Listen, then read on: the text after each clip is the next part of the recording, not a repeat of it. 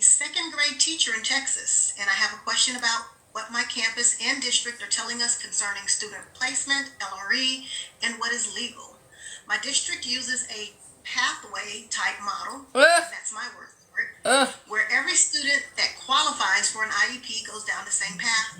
Regardless of what testing shows, the first step is inclusion minutes, where an aide is working with the student usually for 15 to 30 minutes to help them complete classwork and hopefully to work on their goals. The aides always work with several students, usually 2 to 3 in one classroom, as certain classes are deemed inclusion classes, other GT classes, etc. The next step in the pathway might be an increase in inclusion minutes if there is time in the schedule. If it is documented that those steps didn't work, you can argue that a student may need resources, but most of the time, that argument is shot down by a special ed administrator who has never met the child.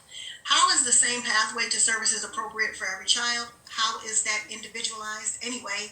If it's a flow chart to follow, then post that somewhere so we can all see the law that says we do that.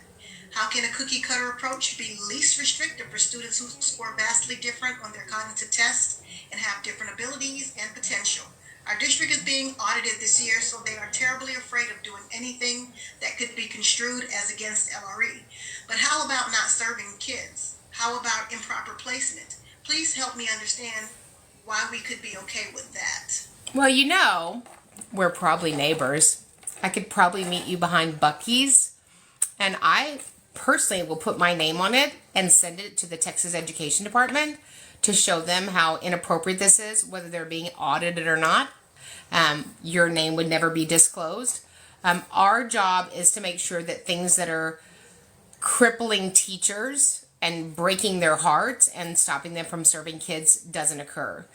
This is why, without an advocate at your meeting, or a really good friend, or somebody that's knowledgeable, or that can stick the landing, that can articulate the federal law, that can articulate the Texas Administrative Code, the guidance from TEA or DESE or Manny Diaz or wherever you are in the United States, without that, you are going to be run over by school district administrators who, as we had in our hearing this week, our attorney, who was amazing, he said this witness was a school district administrator. She was on the witness stand for 24 hours. She got on one day at 12:45.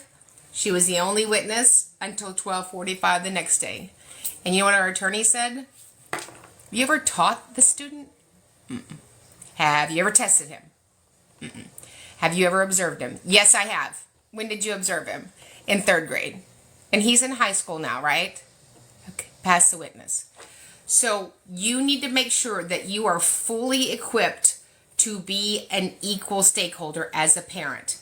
It's going to be unlikely, even when I was advocating for my own child, I sat in those meetings slobbering and crying. Why? Because it's my own child, right? So find somebody to go with you. Have your notes lined out. This is what I tell everybody I train. When I go into a meeting, I'm expecting that we're going to war, but I assume consensus. That way, I'm fully prepared for anything that goes not the direction that the clean data says. Does that happen a lot? It happens enough. It happens enough. And all of my partners see it. We see it everywhere, in every state, in every county, in every city, in every district. And so you are mistaken if you think you're going to walk into a meeting and they're going to, at the gate, give you all that's appropriate. Why? Number one, when I go into a meeting, today I was in a meeting, January 30th, 2024, and I asked for more services and more staffing. All of the money at that campus was spent July 1st, 2023. You're trying to overcome a lot. So make sure that you're fully prepared to go in those meetings.